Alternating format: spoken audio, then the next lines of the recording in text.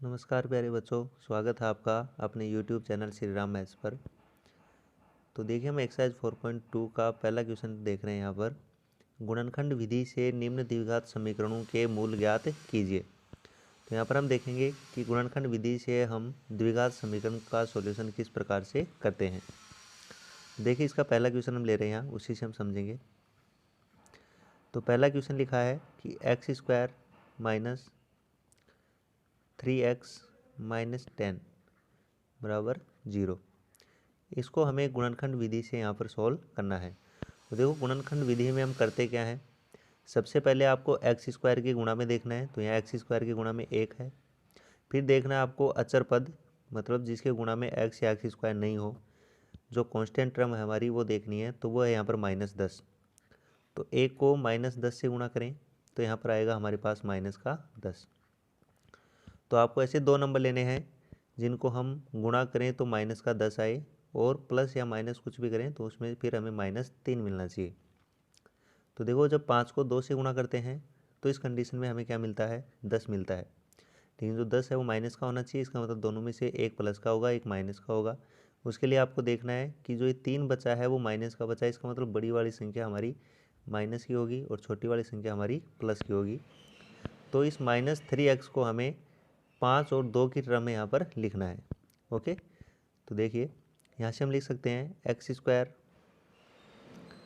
Minus 5x और plus 2x।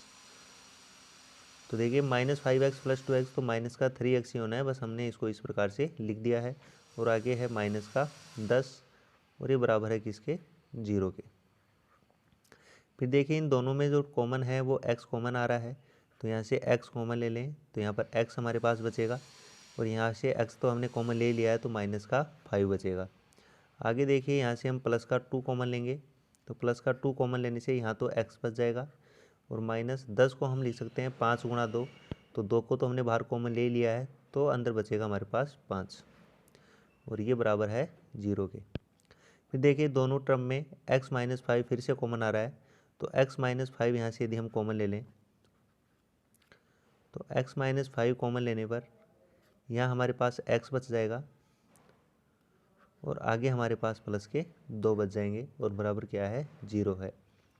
अब देखो दो संख्याओं का गुणा 0 है, इसका मतलब या तो ये 0 है या ये वाली टर्म 0 है। तो यहाँ से हम बोल सकते हैं कि x-5 इसकी वैल्यू 0 है, या फिर x + 2 की वैल्यू 0 है।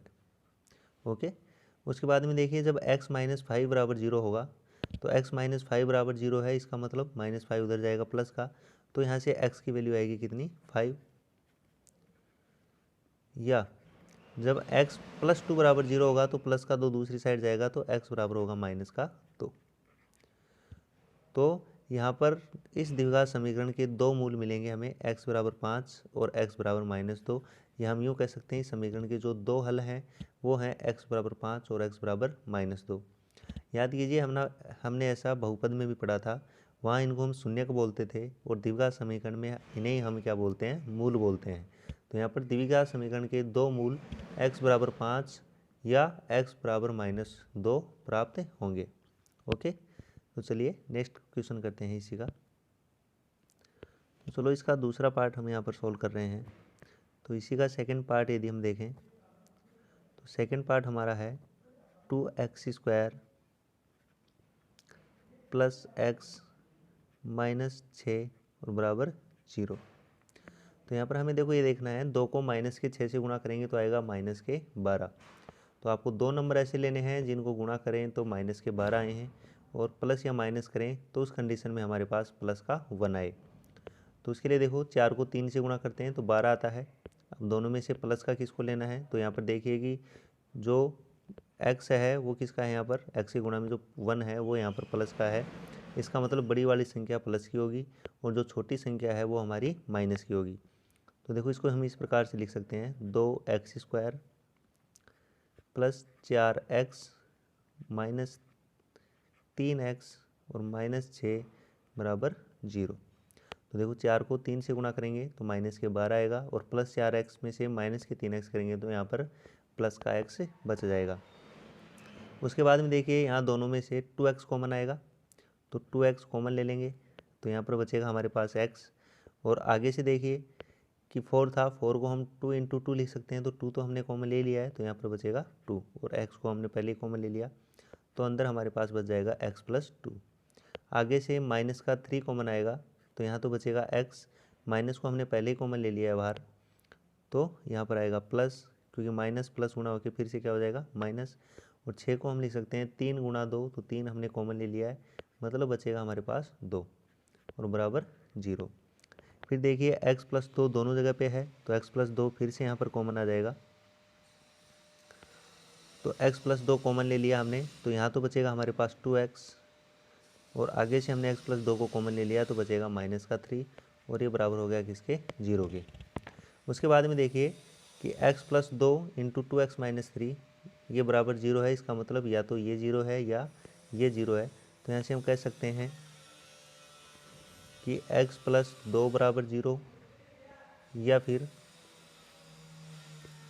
2x माइनस 3 बराबर क्या है 0 है। तो जब ये 0 होगा तो प्लस का 2 दूसरी तरफ जाएगा, तो हम बोल सकते हैं कि x बराबर होगा माइनस का 2, या फिर जब ये 0 होगा तो यहाँ से हम बोल सकते हैं कि 2x ये बराबर होगा 3 के, तो यहाँ से x की वैल्यू निकालेंगे तो आएगा 3/2। तो यहाँ इस समीकरण के जो 2 हल होंगे वो होगा x बराबर -2 या x बराबर 3/2। ओके, तो चलिए इसी प्रकार हम इसका नेक्स्ट पार्ट करते हैं। तो इसी का देखिए यहाँ पर तीसरा पार्ट है, तो इसी का हम तीसरा पार्ट यहाँ पर कर रहे हैं। Under root 2x² plus 7x plus 5√2 ये बराबर है 0 के। तो यहाँ पर देखिए पहले हमें जो x² के गुणा में है और जो अचर पद है इनको गुणा करना है, तो 5√2 को हम अंडर रूट 2 से गुणा करेंगे, तो अंडर रूट 2 से अंडर रूट 2 गुणा होके अंडर रूट हट जाएगा, मतलब 5 अंडर रूट 2 को मल्टीप्लाई करेंगे हम जब √2 से, तो √2 गुणा होके रूट हट जाएगा, तो 5 गुणा 2 आएगा, मतलब इसका मान होगा 10। तो हमें ऐसे दो नंबर देखने हैं कि गुणा करें तो 10 आएँ और उनको जोड़ें या घटाएं तो हमारे पास 7 आना चाहिए। तो 5 को 2 से गुणा करते हैं तो उस कंडीशन में हमें 10 मिलता है। ओके, तो यहाँ पर दोनों ही किसके होंगे प्लस के, 5 भी प्लस का 2 भी प्लस का, ताकि दोनों को ऐड करें तो कितना आएगा 7 आएगा, और 10 भी किसका है यहाँ पर प्लस का है। तो यहाँ से हम लिखेंगे अंडर रूट 2x² प्लस इस 7x को हम लिख सकते हैं 2x प्लस 5x और प्लस 5 अंडर रूट 2 और बराबर 0। फिर यहाँ से देखिए दोनों में हमें कॉमन लेना है, तो इस 2 को भी हम लिख सकते हैं अंडर रूट 2 गुणा अंडर रूट 2। तो अंडर रूट 2 को अंडर रूट 2 से गुणा करेंगे तो कितना आएगा 2 ही आएगा। तो दोनों टर्म में जो कॉमन आएगा वो आएगा अंडर रूट 2x।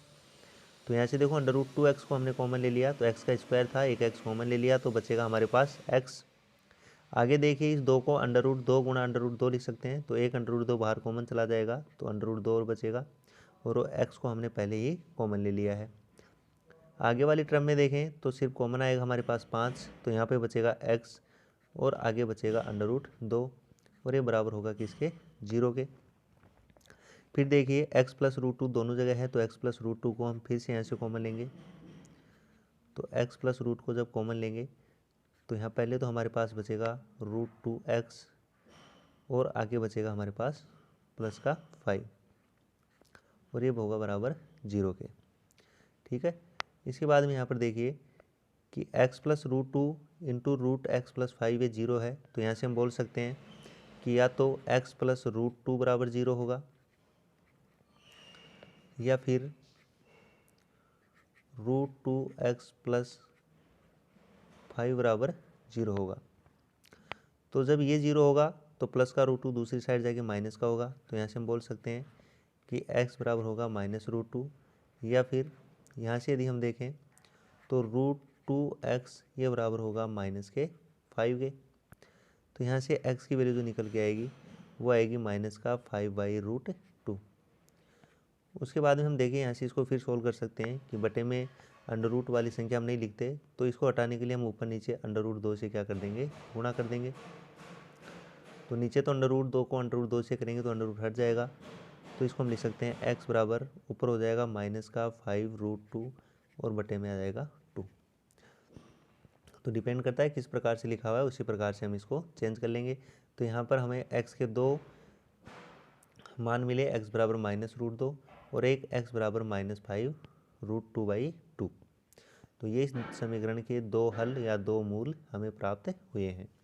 ओके, तो चलिए नेक्स्ट क्वेश्चन करते हैं हम इसी का। तो देखिए इसी का अगला पार्ट हम यहाँ पर करते हैं फोर्थ। तो जो फोर्थ पार्ट है हमारा वो है 2x² - x + 1/8 और बराबर 0। तो यहाँ पर देखिए फ्रैक्शन में आ रहा है 1/8, तो हम इसको कैलकुलेशन हमारी आसान हो तो इसको हटाने के लिए पूरे समीकरण को हम 8 से गुणा कर देंगे। तो यहाँ पर हम लिखेंगे दोनों पक्षों में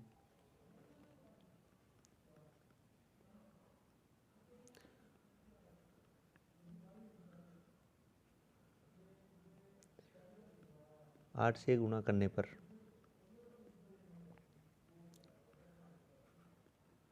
दोनों पक्षों में 8 से गुणा करने पर, तो देखो जब 8 से गुणा करेंगे तो ये तो हो जाएगा 16x² माइनस यहाँ 8 से गुणा करेंगे तो हो जाएगा -8x, और यहाँ 8 से गुणा करेंगे तो 8 से 8 कैंसिल आउट हो जाएगा, तो आएगा +1 और बराबर हो जाएगा 0, क्योंकि 0 को 8 से गुणा करेंगे तो 0 ही रहना है। उसके बाद में देखिए इसके फ्रैक्शन करेंगे यहाँ पर, तो 16 को 1 से गुणा करेंगे तो आएगा 16। तो हमें ऐसे 2 नंबर देखने हैं कि जिनको गुणा करें तो 16 आए और प्लस या माइनस करें तो उस कंडीशन में -8 हमें प्राप्त हो। तो देखिए 4 को 4 से गुणा करते हैं तो 16 मिलता है, और जब दोनों को जोड़ते हैं तो हमें कितना मिलता है, 8 मिलता है। तो 16 को 1 से गुणा करने पे प्लस का 16 मिला था, इसका मतलब या तो ये दोनों प्लस के होंगे या दोनों माइनस के होंगे, तभी दोनों को गुणा करने पर प्लस का 16 हमें मिल सकता है। उसके लिए हमें बीच में देखना है कि जो ये 8 है वो माइनस का है, इसका मतलब ये दोनों नंबर ही किसके होंगे, माइनस के होंगे, ताकि माइनस को माइनस से गुणा करें तो प्लस के 16 बन जाएँ और दोनों ऐड हो गए माइनस के 8 बन जाएँ। तो यहाँ से हम लिखेंगे 16x² और इस 8x को हम डिवाइड करके लिख देंगे -4x और -4x और +1 और बराबर 0। अब दोनों जगह से देखिए 16x² है, यहाँ पर -4x है, तो 4x दोनों जगह से कॉमन आएगा।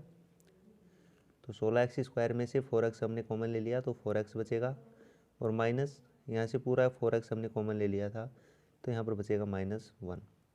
आगे देखिए दोनों में कुछ भी कॉमन नहीं है, तो जहाँ कुछ कॉमन नहीं होता वहाँ 1 कॉमन होता है, तो माइनस का 1 मैंने कॉमन ले लिया, तो यहाँ तो बच जाएगा 4x, और प्लस है, इस प्लस को हम लिख सकते हैं माइनस गुणा माइनस, तो माइनस हमने कॉमन ले लिया है तो माइनस का 1 यहाँ से बच जाएगा और बराबर 0। यहाँ से हम बोल सकते हैं कि दोनों जगह 4x - 1 फिर से कॉमन आ रहा है, तो 4x - 1 को यदि हम कॉमन ले लें,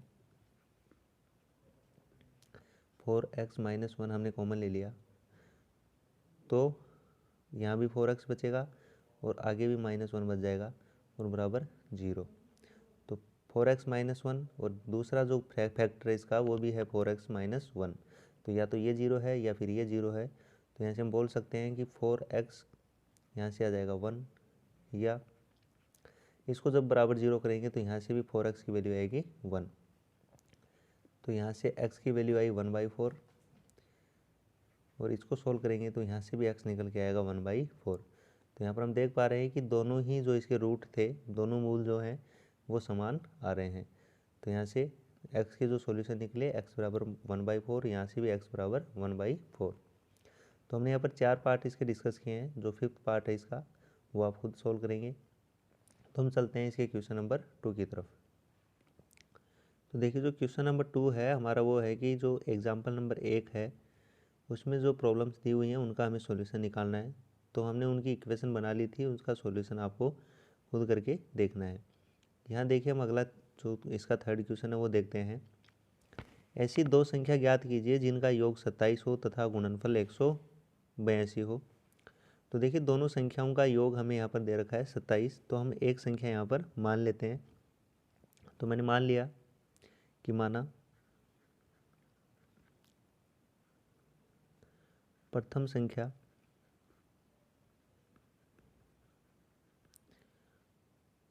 x है। तो दोनों संख्याओं का योग 27 है, उसमें से हमने एक संख्या को x मान लिया, तो दूसरी संख्या क्या हो जाएगी, 27 में से x को क्या कर देंगे, हम माइनस कर देंगे। अतः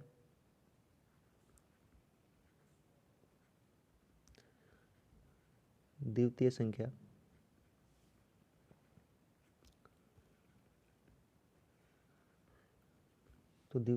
हमारी हो जाएगी 27 में से हम x को क्या कर देंगे, माइनस कर देंगे, क्योंकि दोनों का योग 27 है, उनमें से एक संख्या x है, तो जो दूसरी संख्या है वो कितनी हो जाएगी हमारी, 27 माइनस x। उसके बाद में देखिए क्वेश्चन ने हमें कहा है कि दोनों का गुणनफल 182 है, मतलब दोनों संख्याओं का जो गुणा है वो कितना है, 182 है। अतः प्रश्नानुसार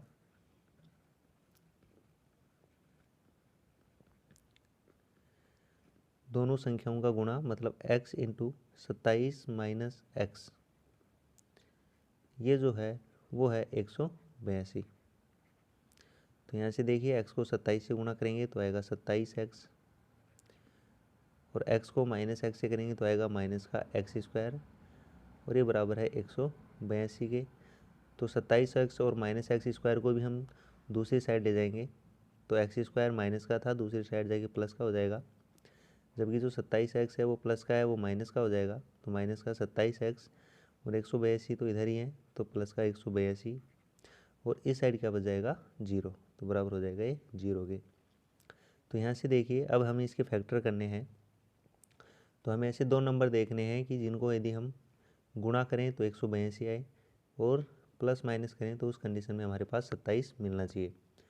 तो 13 और 14 ऐसे नंबर हैं जिनको गुणा करेंगे तो 182 आएंगे, और दोनों को ऐड करते हैं तो 27 आएगा। तो इस 27 को हमें दो पार्ट्स में डिवाइड करके लिखना है, x square minus 14x minus 13x और प्लस 182, और ये इक्वल होगा 0 के। अब देखिए यहाँ से कॉमन की बात करें तो x दोनों जगह से कॉमन आ जाएगा, तो x कॉमन लेंगे तो आगे तो बचेगा x माइनस 14, जबकि दूसरी जगह से माइनस का 13 कॉमन आएगा, तो यहाँ बचेगा x, और 182 को हम लिख सकते हैं 13 गुणा 14, 13 हमने कॉमन ले लिया है तो अंदर बच जाएगा 14, और ये बराबर होगा 0 के। यहाँ से देखिए x माइनस 13 कॉमन लिया था, तो यहाँ ये बचेगा माइनस का 14, तो x माइनस 14 फिर से यहाँ पर कॉमन आएगा, तो यहाँ से बचेगा x और आगे बचेगा माइनस का 13, और ये बराबर आएगा 0 के। तो देखिए या तो ये 0 है या ये 0 है, तो हम यहाँ से बोल सकते हैं कि x माइनस 14 बराबर 0, या फिर हम बोल सकते हैं x माइनस 13 ये इक्वल है 0 के। तो यहाँ से x की वैल्यू आएगी 14, और यदि हम यहाँ से बात करें तो x की वैल्यू आएगी 13। तो या तो हमारा पहला नंबर 14 है या 13 है। तो यदि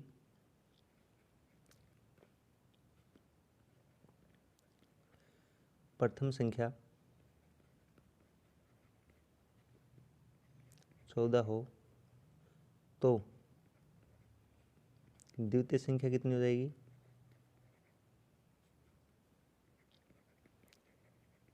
तो हमारी द्वितीय संख्या आएगी 27 माइनस एक्स, और x की जगह हम लिखेंगे 14, तो मतलब 13।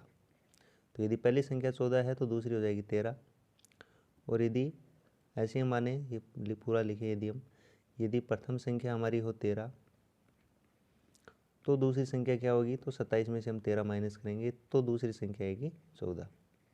ओके, तो यदि हम पहली संख्या को 14 मानते हैं तो दूसरी 13 आएगी, और यदि पहली संख्या को हम 13 मानते हैं तो दूसरी संख्या हमारी 14 आएगी। तो चलिए नेक्स्ट क्वेश्चन करते हैं हम।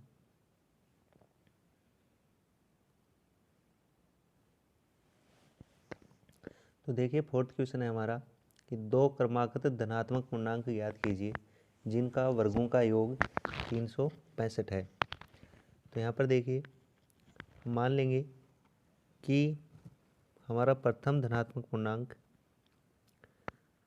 माना प्रथम, देखिए हमारा क्वेश्चन है दो क्रमागत धनात्मक पूर्णांक ज्ञात कीजिए जिनका वर्गों का योग 365 है। तो क्रमागत का मतलब हो गया लगातार दो नंबर हैं हमारे पास, पॉजिटिव नंबर हैं। तो हम मान लेते हैं कि माना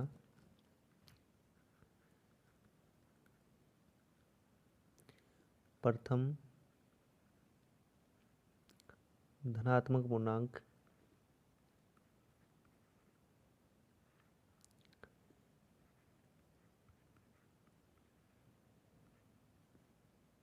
x है। तो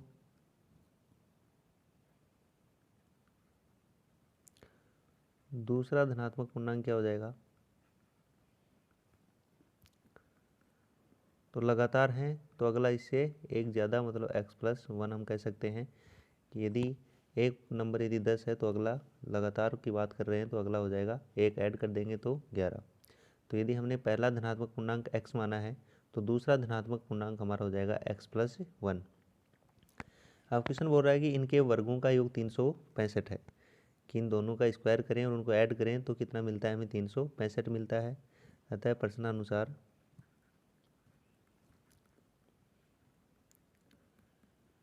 हम यहाँ से कह सकते हैं कि दोनों के वर्गों का योग मतलब x², पहले इसका वर्ग करेंगे तो x² प्लस दूसरा जो x+1 लिखा है इसका स्क्वायर, इनके दोनों के वर्गों का जो योग है वो मिलता है हमें कितना, 365। तो यहाँ से देखो इसको सोल्व करेंगे तो आएगा x² प्लस x+1 का होल स्क्वायर, तो ये a+b के होल स्क्वायर जैसा है, a² + b² + 2ab।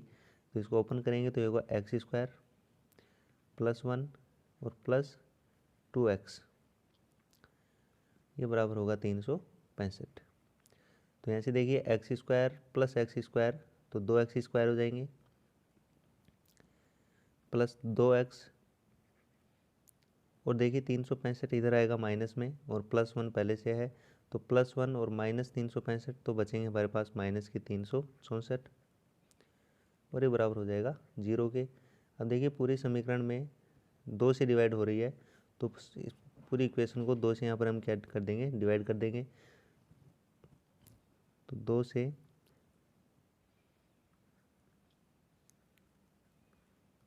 समीकरण को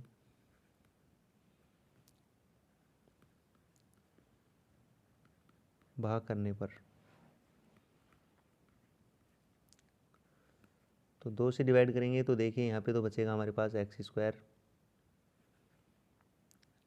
प्लस 2x है, 2 से डिवाइड करेंगे तो x और -364 में 2 का भाग देंगे तो आएगा 2 एकम 2, 2 अंटे 16, तो 182 और बराबर होगा 0 के। अब इसके यहाँ पर हमें गुणनखंड करना है तो 182 के यहाँ पर फैक्टर करना है, मतलब दो ऐसे नंबर देखने हैं कि गुणा करें तो 182 आए और प्लस माइनस करने पे हमें प्लस का 1 मिले। तो ऐसे नंबर हैं 13 और 14। तो उसमें देखिए यहाँ पर जो बच रहा है हमारे पास वो प्लस का बच रहा है, तो हम बोल सकते हैं बड़ा नंबर जो होगा वो प्लस का होगा। तो लिखेंगे x² plus 14x minus 13x और माइनस 182 और बराबर है 0 के। यहाँ से x कॉमन लेंगे तो ये आएगा x प्लस 14, यहाँ से माइनस के 13 कॉमन आएंगे तो यहाँ आएगा x माइनस 182 को हम लिख सकते हैं 13 गुणा 14, 13 हमने कॉमन ले लिया है और माइनस भी बाहर कॉमन ले लिया है तो ये आएगा प्लस का 14 और बराबर 0। देखिए माइनस प्लस गुणा हो गया फिर से क्या हो जाएगा माइनस। तो यहाँ से x प्लस 14 दोनों जगह पे है तो x प्लस 14 को फिर से हम यहाँ पर क्या ले लेंगे, कॉमन ले लेंगे। तो यहाँ बचेगा हमारे पास x और यहाँ पर बचेगा माइनस का 13 और ये इक्वल होगा 0 के। तो देखिए दो नंबर्स का गुणा 0 आ रहा है, इसका मतलब या तो ये 0 है या ये 0 है। तो जब ये 0 होगा तो यहाँ से वैल्यू आएगी x बराबर माइनस का 14, या फिर जब इसको बराबर 0 करेंगे तो यहाँ से x की वैल्यू आएगी 13। तो x का मान या तो -14 होगा या x का मान 13 होगा। तो x बराबर -14 जो है वो पॉसिबल नहीं है, क्योंकि क्वेश्चन ने कहा है कि जो नंबर है वो कैसे है, धनात्मक है, मतलब पॉजिटिव नंबर होना चाहिए। तो यहाँ पर x बराबर -14 संभव नहीं है,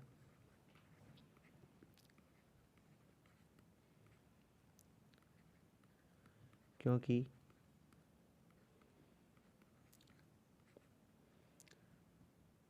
दोनों धनात्मक पूर्णांक हैं।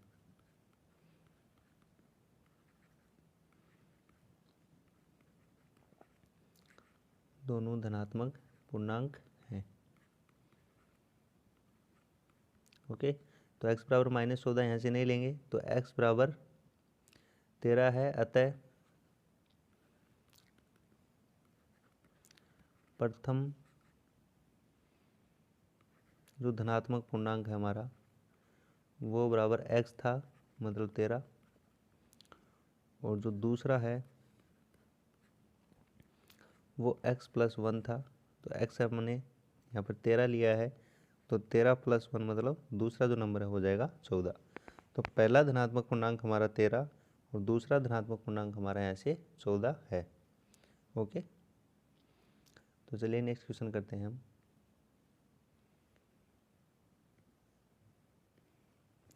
तो देखिए अगला क्वेश्चन है कि एक समकोण त्रिभुज की ऊंचाई इसके आधार से 7 सेंटीमीटर कम है। यदि कर्ण 13 सेंटीमीटर हो तो शेष दो भुजाएं ज्ञात करो। तो यहाँ पर देखिए ये हमारा एक समकोण त्रिभुज है, जिसमें बोल रहा है कि जो इसकी ऊंचाई है वो इसके आधार से 7 सेंटीमीटर कम है, जबकि जो इसका कर्ण है वो जो 13 सेंटीमीटर है। जो ये कर्ण है ये दे रखा है हमें 13 सेंटीमीटर। तो यहाँ पर हमें इसकी जो शेष दो भुजाएं बच गई, मतलब जो आधार और जो ऊंचाई है वो हमें यहाँ पर बताना है। ठीक है, तो यहाँ पर देखिए मान लेता हूँ मैं कि माना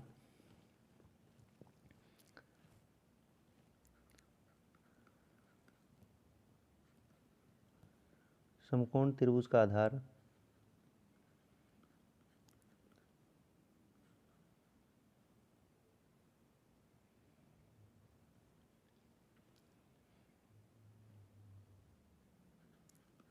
समकोण त्रिभुज का आधार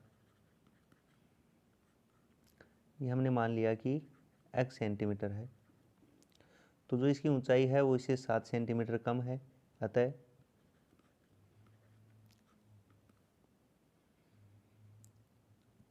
समकोण त्रिभुज की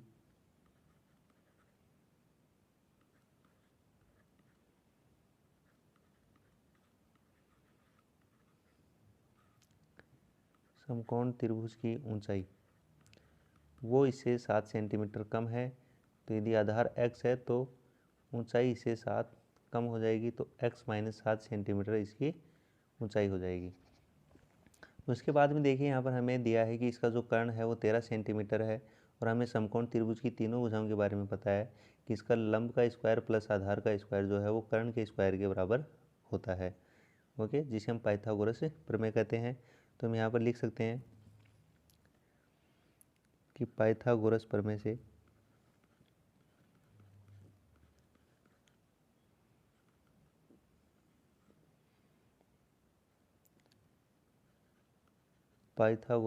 से तो क्या कहते हैं हमें पाइथागोरस प्रमेय कि जो लंब का स्क्वायर है, या जो यहाँ पर लंब को ऊंचाई का है, कि ऊंचाई का स्क्वायर प्लस आधार का स्क्वायर ये बराबर होता है कर्ण के स्क्वायर के। तो ऊंचाई हमारी x - 7 है, तो x - 7 का स्क्वायर प्लस आधार हमारा x है तो x का स्क्वायर, और कर्ण 13 है तो 13 का स्क्वायर। तो x - 7 का स्क्वायर a - b के होल स्क्वायर जैसा है, तो इसको ओपन करेंगे तो आएगा x स्क्वायर माइनस का 14x, और 7 का स्क्वायर करेंगे तो प्लस का 49, और प्लस x स्क्वायर, और 13 का स्क्वायर हो जाएगा यहाँ पर 169। तो देखो एक्स स्क्वायर और यहाँ पर भी एक्स स्क्वायर है, यहाँ पर भी एक्स स्क्वायर है, तो हो जाएगा 2x² माइनस का 14x, और 169 को इधर लेके आएंगे तो माइनस का आएगा, और इधर प्लस का 49 है तो प्लस 49 माइनस 169, और ये इक्वल होगा 0 के। आगे देखिए यहाँ से,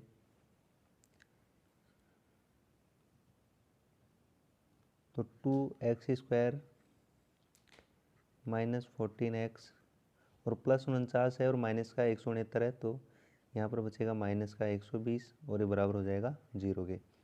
देखिए पूरी समीकरण 2 से डिवाइड हो रही है, तो 2 से डिवाइड कर देंगे, तो 2 से समीकरण को भाग करने पर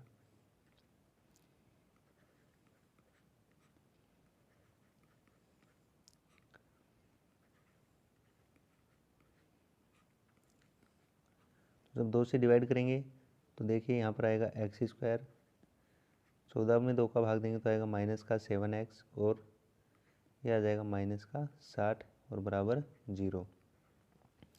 तो यहाँ पर हमें ऐसे दो नंबर देखने हैं जिनको गुणा करें तो माइनस का 60 आए और प्लस माइनस करें तो माइनस का 7 आए। तो ऐसे नंबर हैं 12 और 5, 12 को 5 से गुणा करेंगे तो 60 आएगा, और 12 में से 5 को माइनस करते हैं तो माइनस का 7 आता है। तो ऐसे हम लिख सकते हैं x² माइनस 12x और प्लस 5x। तो 12x माइनस का होगा, जबकि जो 5 है वो प्लस का होगा, ताकि माइनस करने पे जो 7 बच रहे हैं वो हमारे पास माइनस के बचे, तो बड़ी संख्या को हमें माइनस लेना है। और माइनस 60 और बराबर हो गया 0। यहाँ से x कॉमन आएगा तो हम बोल सकते हैं x माइनस 12, और प्लस यहाँ से 5 कॉमन आ जाएगा तो यहाँ से आएगा x माइनस 12, यहाँ बच जाएगा और बराबर 0। तो x माइनस 12 को हम फिर से यहाँ पर कॉमन ले लेंगे, तो यहाँ बचेगा x और यहाँ बचेगा प्लस का 5, और ये बराबर होगा 0 के। ठीक है, आगे देखिए, यहाँ पर तो x माइनस 12 और x प्लस 5 बराबर 0 है। इसका मतलब ये हुआ कि या तो x माइनस 12 बराबर 0 है या फिर x प्लस 5 बराबर 0 है। तो जब ये 0 होगा तो यहाँ से आएगा x बराबर 12, और जब ये 0 होगा तो x बराबर आएगा माइनस का 5।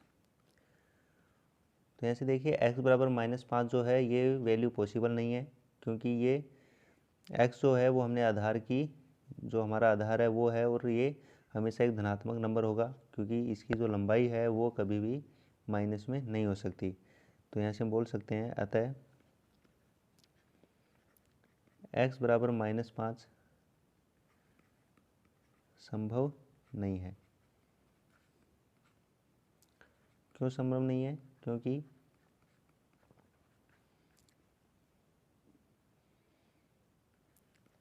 आधार की लंबाई कभी ऋणात्मक नहीं हो सकती।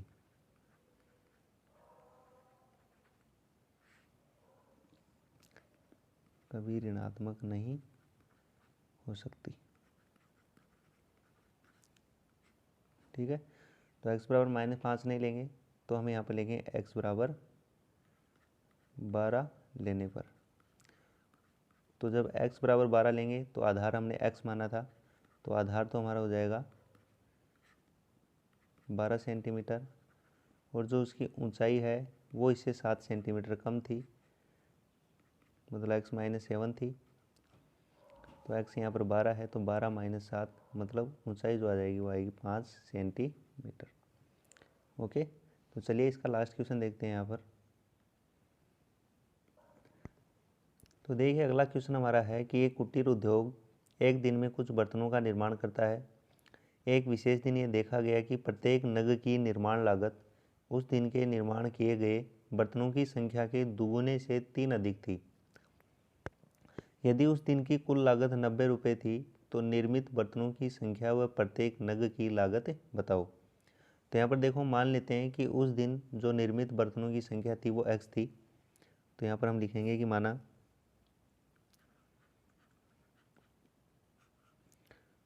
उस दिन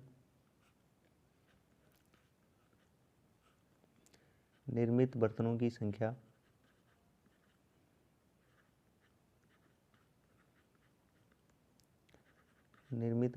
संख्या कितनी थी, x थी। तो देखो प्रत्येक नग की निर्माण लागत कितनी हो जाएगी, तो किसी ने कहा कि उस दिन जितने बर्तन बनाए गए थे उनके 2 गुने से 3 अधिक थी। तो हम बोल सकते हैं कि प्रत्येक नग की लागत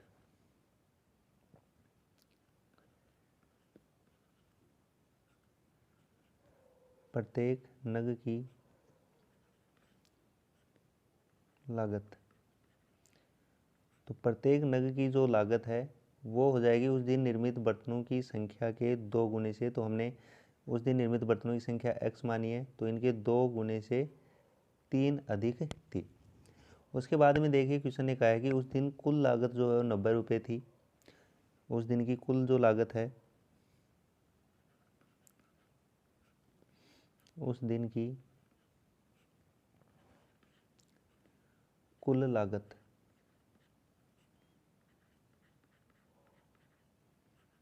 वो कितनी थी, 90 रुपये। तो देखिए यहाँ पर हमें कुल लागत निकालनी है। तो देखो उस दिन टोटल बर्तन बने थे x, और एक बर्तन का जो मूल्य है वो है 2x प्लस 3 रुपये, 2x प्लस 3 रुपये। तो यदि आपको ये बोला जाए कि 10 बर्तन बने थे और एक बर्तन की जो लागत मूल्य वो 5 है, तो टोटल कैसे निकालेंगे हम, 10 को 5 से गुणा करके। तो उसी प्रकार यहाँ पर देखिए कि उस दिन निर्मित बर्तनों की संख्या x थी और एक बर्तन की जो लागत है वो है 2x प्लस 3। तो टोटल निकालना है तो दोनों को क्या करेंगे, गुणा। तो उस दिन की कुल लागत क्या हो जाएगी, बर्तन निर्माण किए थे x और एक बर्तन की जो लागत है वो है 2x प्लस 3। तो टोटल हो जाएगी x इंटू 2x प्लस 3, और ये बराबर है किसके, 90 के। तो यहाँ से देखिए इसको गुणा करें तो यह जाएगा 2x स्क्वायर प्लस का 3x, और 90 को इस साइड लेके आएंगे तो आएगा माइनस का 90, और बराबर हो जाएगा 0 के। अब देखिए इसके फैक्टर करने हैं, तो 90 को जब हम 2 से गुणा करेंगे तो आएगा 180। मतलब हमें 2 नंबर ऐसे देखने हैं कि उनको गुणा करें तो 180 आए, और प्लस माइनस करें तो उस कंडीशन में 3 आए हमारे पास प्लस का। तो 15 और 12 ऐसे नंबर हैं जिनको गुणा करने पे 180 मिलेगा, और 15 में से 12 माइनस करेंगे तो प्लस के 3 मिलेंगे। तो यहाँ से हम लिखेंगे 2x स्क्वायर माइनस के 12x प्लस के 15x माइनस 90, और ये बराबर होगा 0 के। तो यहाँ से देखिए 2x कॉमन आ जाएगा, तो जब 2x को कॉमन लेंगे तो यहाँ पर तो बचेगा x, और माइनस यहाँ बचेगा 6। आगे देखिए आगे से प्लस के 15 कॉमन लेंगे तो यहाँ पर बचेगा हमारे पास x, और माइनस 90 को लिख सकते हैं 15 गुणा 6। तो 15 हमने कॉमन ले लिया तो यहाँ बचेगा 6, और बराबर 0। आगे देखिए x माइनस 6 फिर से कॉमन आएगा, तो x माइनस 6 जब कॉमन लेंगे तो यहाँ पर हमारे पास बचेगा 2x, और आगे बचेंगे प्लस के 15, और इक्वल होगा किसके, 0 के। तो यहाँ से हम कह सकते हैं कि x माइनस 6 बराबर 0 होगा, या फिर 2x प्लस 15 बराबर 0 होगा। तो यहाँ से तो x की वैल्यू आ जाएगी 6, और यहाँ से यदि हम बात करें तो 2x बराबर आएगा माइनस का 15, तो x बराबर आएगा माइनस के 15/2 या माइनस 7.5। तो x की वैल्यू यहाँ पर माइनस 7.5 नहीं ले सकते, क्योंकि जो x है वो निर्मित बर्तनों की संख्या है। तो निर्मित बर्तनों की जो संख्या है वो कभी भी ऋणात्मक नहीं हो सकती, अतः x बराबर 6 लेने पर। तो यहाँ पर आपको लिखना है कि x बराबर माइनस 7.5 नहीं हो सकता, क्योंकि x जो है वो निर्मित बर्तनों की संख्या है जो ऋणात्मक नहीं हो सकती। ठीक है, तो यहाँ पर हम लेंगे x बराबर 6। तो x बराबर 6 लेने पर उस दिन निर्मित बर्तनों की संख्या कितनी हो जाएगी, उस दिन निर्मित बर्तनों की संख्या तो हमने x मानी थी, उस दिन बर्तनों की जो संख्या है वो कितनी हो जाएगी 6, क्योंकि x थी और x का मान कितना है 6। और प्रत्येक नग की जो लागत है वो कितनी हो जाएगी,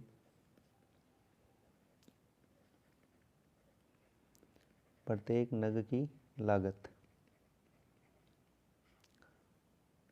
तो प्रत्येक नग की लागत जो है वो थी 2x + 3। तो यहाँ पर x की जो वैल्यू है वो 6 आई है, तो 6 को 2 से गुणा करेंगे तो 12 और +3 कितने हो जाएंगे 15। तो प्रत्येक नग की जो लागत है हो जाएगी 15 रुपये। ओके, तो ठीक है बच्चों, यदि वीडियो आपको अच्छा लगा हो तो प्लीज़ लाइक और शेयर करें, और यदि अभी तक चैनल को आपने सब्सक्राइब नहीं किया है तो प्लीज़ सब्सक्राइब कर लें, और जो बगल में बेल आइकन है उसको ज़रूर प्रेस कर लें, ताकि जब भी कोई नया अपडेट आए तो उसका नोटिफिकेशन आपको मिल सके। Okay, thank you.